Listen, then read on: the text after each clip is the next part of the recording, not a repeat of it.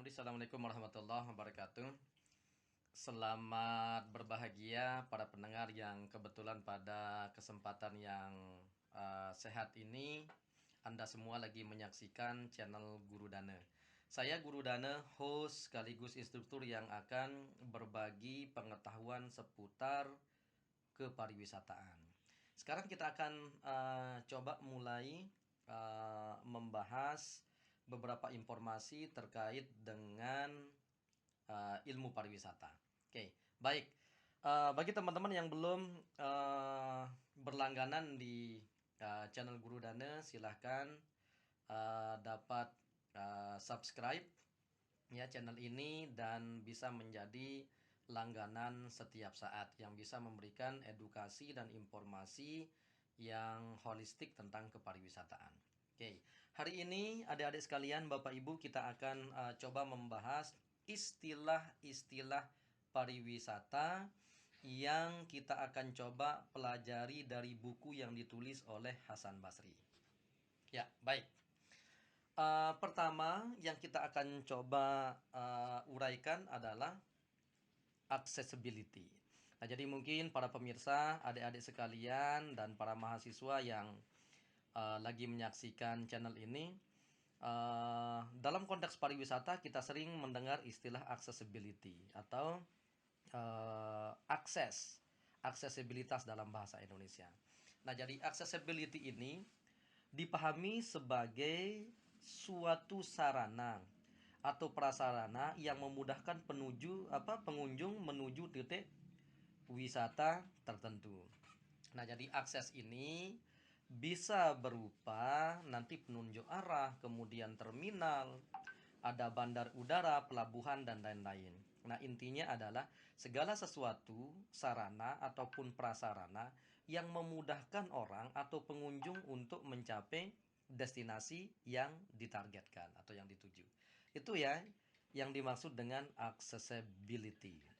Nah, jadi sekarang sudah tidak lagi bingung nih adik-adik, kemudian para pelajar yang mungkin saat ini lagi kebingungan nyari definisi yang tepat dari accessibility atau aksesibilitas. Oke, kemudian yang kedua ada yang kita istilahkan dengan akomodasi. Nah, apa sih yang dimaksud dengan akomodasi? Akomodasi itu penginapan.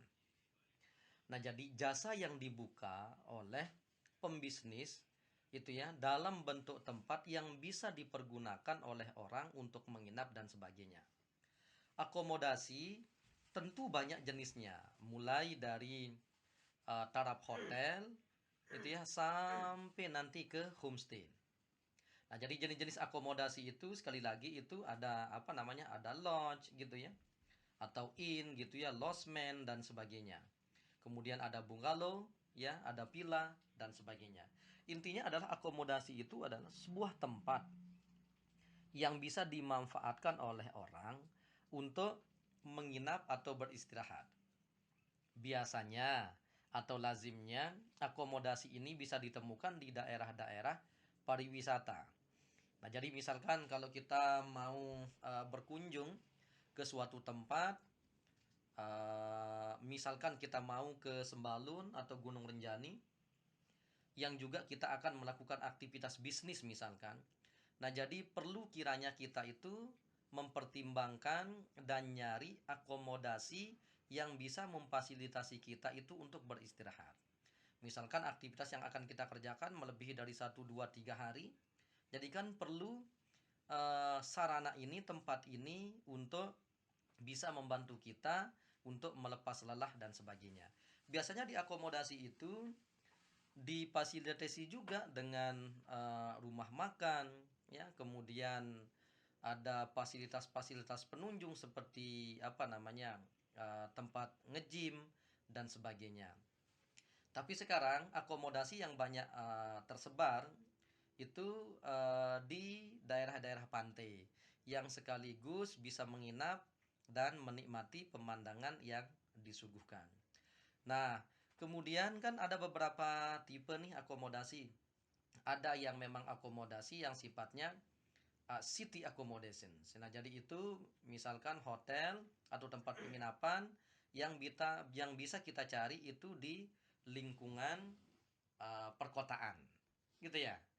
Oke, baik. Jadi pertama kita sudah membahas teman-teman itu tentang aksesibilitas, kemudian juga sudah kita membahas tentang akomodasi. Sekarang kita akan beralih ke active customer. Nah, bagaimana nih teman-teman yang terbiasa mungkin berbelanja atau pernah menjajaki banyak mall atau supermarket, tentu active customer ini merupakan istilah yang tidak asing bagi teman-teman ya. Jadi active customer ini merupakan orang yang secara konsisten itu melakukan atau mengambil keputusan untuk berbelanja rutin. Nah, jadi active customer ini orang juga menyebutnya sebagai active buyer. Ya, jadi orang yang terus-menerus atau sering melakukan pembelian atau berbelanja di lokasi tertentu. Orang juga bisa menyebutnya ini sebagai pelanggan setia. Itu ya, itu yang disebut dengan active customer atau bahasa lainnya adalah active buyers. Nah, jadi itu ya. Jadi ada 3 istilah yang kita sudah bahas. Nah, sekarang kita akan beranjak ke added value. Nah, apa sih yang dimaksud dengan added value? Added value itu adalah nilai tambah. Merupakan nilai yang diperoleh dari kalkulasi selisih output sebuah barang dengan input. Jadi nilai tambah itu berkonsentrasi pada usaha bagaimana meningkatkan nilai suatu barang menjadi lebih berarti dari sebelumnya. Nah, itu ya yang disebut dengan added value. Nah, apa sih contoh misalkan dari added value ini? Misalkan. Nah, jadi bahan baku bambu misalkan, kalau hanya berada di hutan atau di kebun, itu utilitasnya tidak akan memiliki nilai tambah bila mana dia nanti akan tetap di sana. Namun bila bahan baku bambu tersebut akan dirubah misalkan bentuknya, akan dibuatkan lemari kayu kah namanya atau lemari bambu maksudnya ya. Kemudian kursi dalam bentuk bambu kah namanya, atau pernak-pernik atau cenderamata yang bahan bakunya berasal dari bambu, maka itu akan memberikan nilai tambah, nilai lebih yang membuat suatu produk itu akan bernilai guna lebih dari sebelumnya. Itu yang disebut dengan added value. Misalkan yang tadi yang hanya sekedar satu pohon bambu itu ya, yang kalau dijual misalkan bisa harganya 10.000, tetapi kalau akan dirubah bentuknya itu ya, jadi form utility-nya itu akan dimanfaatkan misalkan sebagai meja, kursi ataupun alat-alat dapur yang memang bahan dasarnya dari bambu tersebut, maka akan meng-create value yang lebih, akan menciptakan nilai tambah yang lebih dari aslinya. Nah, itu ya yang disebut dengan added value. Ada contoh lagi enggak? Ada, misalkan pasir. Nah, jadi pasir yang di sungai itu kemudian kita akan angkut, ya dirubah dia dalam bentuk material bangunan, itu akan lebih memiliki nilai tambah. Jadi di sana itu ada proses, ya enggak? Jadi ada proses penciptaan nilai dari yang sekedar hanya dia berasal dari bahan baku yang belum mengalami proses pemolesan, ya. Nah, jadi kalau dia akan dipoles, kemudian kalau dia akan dikreasikan, itu akan bisa memberikan nilai tambah. Nah, itu sekali lagi yang kita sebut dengan istilah added value. Baik, kemudian ada orang yang menyebut istilah admission fee. Apa sih yang dimaksud dengan admission fee itu? Dalam konteks kepariwisataan, Bapak Ibu sekalian, bahwa admission fee itu adalah tarif atau biaya yang dikeluarkan pengunjung bila mana ingin memasuki tempat tertentu. Nah, ini biasanya ini melalui pembelian tiket. Jadi admission fee atau biaya masuk. Nah, kan jadi yang umum orang pahami, umum orang mengerti itu adalah bila mana nanti mau masuk ke daerah tertentu atau mau melakukan kunjungan ke suatu lokasi tertentu, nanti ada surat lah gitu ya, atau memang apa ya, izin dari otoritas tertentu yang akan mengizinkan orang itu bisa masuk ke daerah tersebut, dan biasanya dalam bentuk tiket. Nah, jadi sekali lagi ya, admission fee itu adalah biaya masuk ke lokasi tertentu, dan tiket merupakan salah satu apa namanya, bentuk benda yang menjadi apa namanya, key untuk bisa nyampe ke tujuan tertentu. Oke, selanjutnya itu advance booking. Nah, apa sih yang maksud dengan advance booking? Advance booking ini biasanya kita apa ya, mengacu ke pemesanan. Jadi pemesanan kamar hotel atau jenis akomodasi lainnya yang kita bayar itu lebih awal dari jadwal yang ditentukan atau dari hari yang disepakati. Itu yang disebut dengan advance booking. Jadi kita itu sudah apa namanya, melakukan pemesanan lebih awal dari sebelumnya. Oke, baik. Sekarang bagaimana dengan apa namanya, adventure? Nah, jadi orang Indonesia cenderung mengartikan adventure ini sebagai petualangan ya. Nah, jadi kalau dalam konteks kepariwisataan, bahwa jenis pariwisata adventure ini adalah jenis pariwisata yang memang membutuhkan apa namanya, tantangan yang di luar dari biasa orang lakukan. Nah, biasanya misalkan apa namanya, merambah hutan yang lebat, kemudian mengarungi sungai yang panjang dan deras, kemudian menaiki gunung yang terjal dan sebagainya. Jadi itu butuh adrenalin dan keberanian yang tidak semua orang biasa lakukan. Oke. Kemudian apa istilah lain yang juga perlu kita bahas pada kesempatan yang baik ini, Bapak Ibu sekalian, adik-adik yang lagi menyaksikan channel ini, adalah advertising. Jadi advertising ini, nah jadi kan kalau apa namanya, berhubungan dengan jual beli, kemudian proses pemasaran, promosi, maka istilah advertising ini menjadi tidak asing di telinga Bapak Ibu dan adik-adik sekalian. Nah, dalam konteks kepariwisataan, advertising ini merupakan sebuah proses, atau bisa juga itu berupa alat atau media yang digunakan menyampaikan pesan. Menyampaikan pesan apa? Tentu menyampaikan pesan tentang produk yang diproduksi oleh produsen untuk disampaikan ke tangan pengguna ya, atau users. Nah, jadi advertising itu sekali lagi adalah alat atau media yang digunakan untuk menyampaikan pesan-pesan dari barang atau jasa yang diciptakan oleh produsen atau pengusaha untuk disampaikan ke tangan pengguna. Nah, jadi sekali lagi advertising ini uh, seperti yang tadi, yaitu memang bagian dari pemasaran. Kemudian kita akan beranjak Bapak Ibu ke satu istilah lagi, yaitu aesthetics. Nah, kalau ini mungkin orang-orang seni tidak perlu lagi dijelaskan ya. Jadi estetik itu adalah ranah filosofis yang berhubungan dengan seni dan keindahan. Nah, kan banyak orang tuh yang mengatakan, kok apa estetik sekali ya? Ya, itu artinya memang ada nilai-nilai keindahan, ada nilai seni yang memang terkandung di dalamnya. Jadi estetik. Orang mengatakan estetik. Gitu ya. Oke. Baik. Ngopi dulu.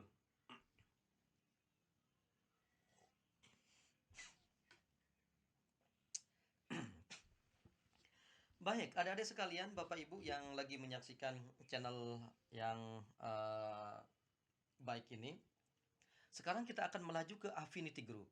Nah, kan kalau bahasa Inggris itu affinity itu kan artinya ada ikatan. Ya enggak? Nah, jadi kalau grup itu adalah sekumpulan orang atau kumpulan dari individu membentuk suatu kesatuan. Itu yang disebut dengan grup. Nah, sekarang apa sih yang dimaksud dengan affinity group itu kalau dikaitkan dengan konteks pariwisataan? Nah, jadi affinity group ini adalah kelompok yang memiliki fashion atau ketertarikan yang sama di satu komunitas tertentu. Itu yang disebut dengan affinity group. Misalkan kita yang apa namanya, yang hobi misalkan naik gunung. Nah, jadi komunitas atau wadah orang-orang yang memiliki passion atau kesukaan atau kegemaran pada bidang tertentu, misalkan naik gunung. Nah, mereka itu akan ngumpul, ya, membentuk satu komunitas. Itu yang disebut dengan affinity group. Jadi kelompok orang yang memiliki kesamaan interest, ya, interest itu disebut dengan affinity group. Oke. Sekarang kita akan lanjut ke apa yang kita istilahkan dengan agrotourism. Nah, jadi apa sih yang dimaksud dengan agrotourism itu, Bapak Ibu? Jadi, agrotourism ini sebenarnya konsep yang mengusung pertalian aktivitas wisata, ekonomi, dan kesediaan lahan pertanian. Nah, biasanya aktivitas-aktivitas kepariwisataan yang ngacu ke agro ini adalah banyak paketnya. Misalkan orang lagi membajak sawah secara tradisional, kemudian bagaimana orang menanam padi misalkan di area persawahan dengan cara-cara konvensional, itu bisa diperkenalkan, ya. Kemudian orang akan melihat ke sana, mereka akan bayar karena mereka kepingin tahu bagaimana prosesi misalkan pengolahan apa namanya, lahan pertanian itu. Nah, sehingga itu menjadi ilmu bagi orang yang melihat dan menyaksikannya. Namun, namun hal itu juga akan mendatangkan apa? Mendatangkan manfaat itu secara ekonomi tentu bagi pengelola wisata ini. Sekali lagi, agrowisata itu adalah pariwisata yang mengacu atau bertalian langsung dengan aktivitas pertanian. Gitu ya. Misalkan kalau yang lazim kita lihat orang yang lagi membajak sawah dengan menggunakan sapi, kerbau. Nah, itu salah satu paket agrowisata yang banyak ditawarkan pengelola ke wisatawan. Oke, kemudian ada lagi istilah yang coba kita bahas, itu tentang AIO atau AIO. AIO itu singkatan dari Activities, Interest, and Opinion, atau bisa juga berarti Attitude, Interest, and Opinion. Nah, jadi istilah IO ini digunakan peneliti untuk menggambarkan psikografis seseorang yang biasanya mengukur tingkat kesukaan atau ketidaksukaan individu terhadap produk yang dijual. Nah, jadi ternyata AIO ini sekali lagi itu singkatan dari Activities, Interest, and Opinion. Nah, jadi itu aktivitas, kemudian kegemaran, dan pendapat.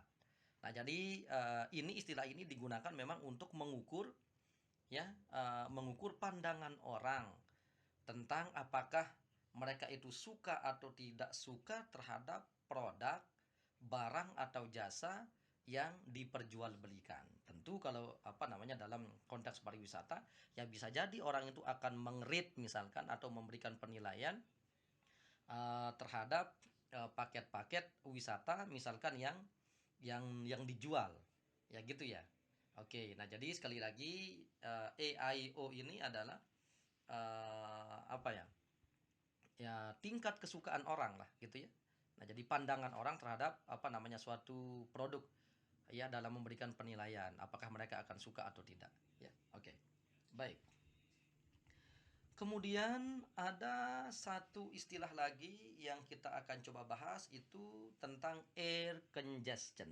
Nah, kalau congestion ini sih bagi anak-anak bahasa Inggris itu kan enggak apa ya, enggak asing ya. Jadi congestion itu kan artinya kan kepadatan, padat, macet. Nah, kalau air itu artinya apa? Udara. Jadi air congestion itu adalah kondisi penerbangan memang yang sangat sibuk. Ya, jadi jadwal penerbangan itu yang sangat sibuk, yang sangat-sangat padat. Sehingga apa? Sehingga menyebabkan terjadinya penundaan. Ya, penundaan penerbangan. Jadi air congestion ini merupakan fenomena yang menjelaskan lonjakan permintaan infrastruktur, melebihi dari kapasitas yang telah disediakan oleh otoritas penyedia, misalkan di bandar udara tertentu. Ya enggak. Sekali lagi, kalau misalkan dalam acara-acara libur nasional misalkan itu ya. Nah, jadi kan orang itu laju perpindahannya itu dari suatu desa ke kota misalkan, atau dari kota satu ke kota yang lainnya, kan tentu itu terjadi lonjakan yang besar gitu. Nah, sehingga jadwal penerbangan tentunya itu akan lebih ya dari sebelumnya, sehingga dari pihak maskapai kemungkinan itu akan merequest ya jadi infrastruktur yang lebih, misalkan pada jadwal penerbangan ke pihak otoritas bandara, sehingga menyebabkan menyebabkan di sana itu terjadi kepadatan, sehingga akibat dari ini ya muncullah suatu kondisi yang tidak menyenangkan, misalkan terjadi penundaan penerbangan dan sebagainya. Nah, sekali lagi itu yang disebut dengan air congestion. Oke. Kemudian airport tax.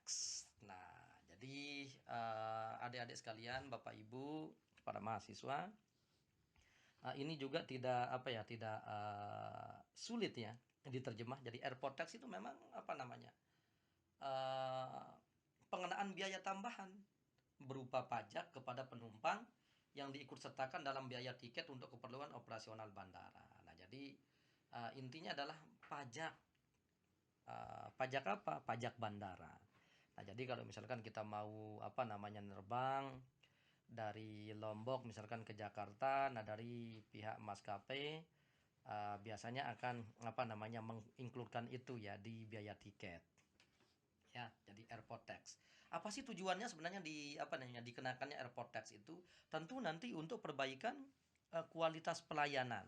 Ya, baik dari fasilitas yang ada di bandara, kemudian dan lain-lain yang bisa memperlancar arus bongkar muat penumpang. Ya enggak? Misalkan kalau selama ini di bandar udara memiliki 2, 3 sampai 10 toilet, ya dengan adanya airport tax ini bisa jadi nanti itu akan diperluas menjadi 20, 25 dan sebagian, tergantung dari dari kebutuhan penumpang. Nah, jadi airport tax itu memang dipergunakan untuk menambah atau memperbaiki fasilitas penunjang airport yang ada. Oke, selanjutnya adalah alternatif tourism. Nah, ini juga yang baru ini bagi adik-adik pariwisata. Nah, jadi alternatif tourism itu adalah sebuah konsep di mana aktivitas wisata dihubungkan dengan lingkungan. Alternatif tourism ini itu lekang sekali ingatan kita manakala kita berbicara tentang sustainable tourism, atau orang yang juga biasa mengkaji tentang ekowisata. Ya. Nah, jadi konsep alam, konservasinya di sana ya. Kemudian bagaimana menjaga supaya lingkungan hidup ini bisa terjaga dengan baik, kemudian bagaimana interaksinya antar makhluk itu bisa harmonis, itu salah satu memang yang menjadi fokus kajian di alternatif tourism. Ya, sekarang kita akan beralih ke amenity. Nah, apa sih yang dimaksud dengan amenity itu? Amenitas. Nah, jadi faktor amenitas dalam sebuah usaha wisata sangat berpengaruh memang terhadap okupasi rate. Nah, jadi artinya tingkat kunjungan, tingkat hunian. Nah, jadi occupancy rate sekali lagi itu adalah artinya tingkat hunian, tingkat kunjungan, tingkat orang yang mendatangi tersebut. Jadi amenitas itu dipahami sebagai fasilitas ya, fasilitas yang bisa membantu pengunjung itu di suatu tempat, misalkan di destinasi tertentu, tentunya itu memperlancar aktivitas berwisatanya. Nah, jadi misalkan terbatasnya sebuah amenitas yang memadai di zona wisata, tentu juga akan memperlemah tingkat arus kunjungan wisata. Jadi apa sih amenitas itu? Ya, amenitas itu memang fasilitas yang disediakan. Nah, misalkan kalau saya akan berkunjung ke Labuan Haji, salah satu destinasi pantai Lombok Timur.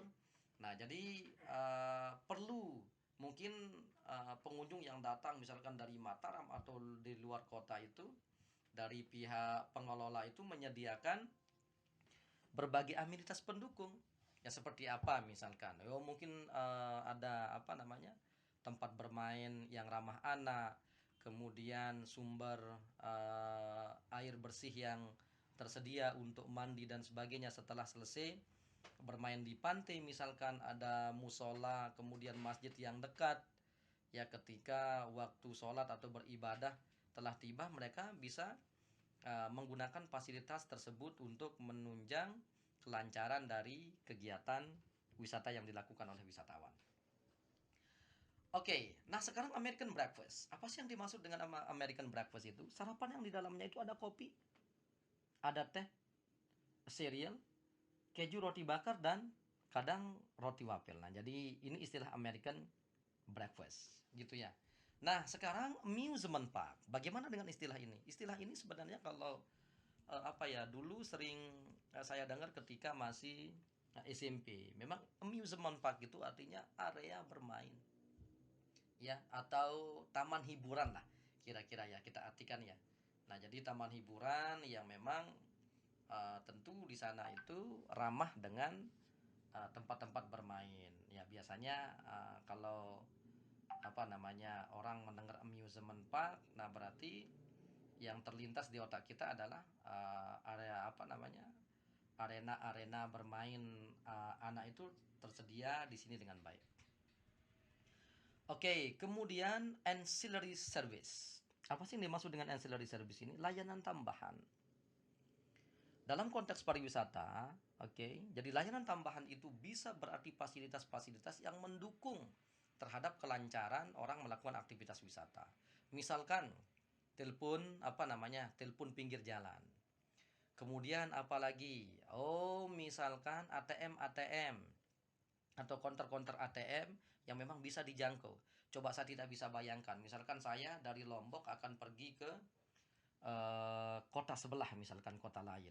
Nah, saya lupa bawa uang karena memang tren saat ini bahwa cash itu jarang sekali dibawa. Orang cukup membawa ATM, dompet, selesai. Nanti di dekat-dekat tempat wisata mereka bisa menarik uang. Jadi kita tidak bisa bayangkan jika misalkan di daerah wisata itu ancillary service atau layanan tambahan ini tidak ada. Misalkan ketika kita lagi butuh uang untuk belanja, untuk membayar tempat sewa dan sebagainya, kemudian fasilitas itu tidak mendukung, tidak ada. Jadi sudah bisa dibayangkan gimana stresnya, ya enggak? Oke. Kemudian apa lagi? Ya misal termasuk yang money changer. Ya, jadi apa namanya? Money changer, sorry. Money changer juga itu masuk dalam ancillary service. Jadi fasilitas tambahan. Sorry ya. Ya, oke. Kemudian apa lagi? Yo, seperti yang tadi ya. Jadi tempat-tempat beribadah. Kemudian ada apa namanya? Shopping center misalkan gitu ya. Nah, itu juga masuk dalam ancillary service. Oke, Bapak Ibu, saya pikir cukup untuk malam ini kita membahas tentang beberapa istilah kepariwisataan. Semoga apa yang saya sampaikan ini membawa berkah dan manfaat bagi adik-adik sekalian, Bapak Ibu yang lagi menyaksikan channel Guru Dana ini. Saya Guru Dana seperti biasa host sekaligus orang yang akan insya Allah optimis untuk terus aktif menyiarkan informasi-informasi tentang kepariwisataan. Kita akan ketemu di lain sisi dan tentu dengan kondisi yang lebih baik. Nah, jika Bapak Ibu berkenan dan suka dengan konten-konten yang disiarkan oleh channel Guru Dana, jangan lupa untuk berikan apresiasi dengan cara subscribe, kemudian tonton dia sampai habis dan jangan lupa untuk ngasih tahu tetangga. Ya, saya Guru Dana. Salam.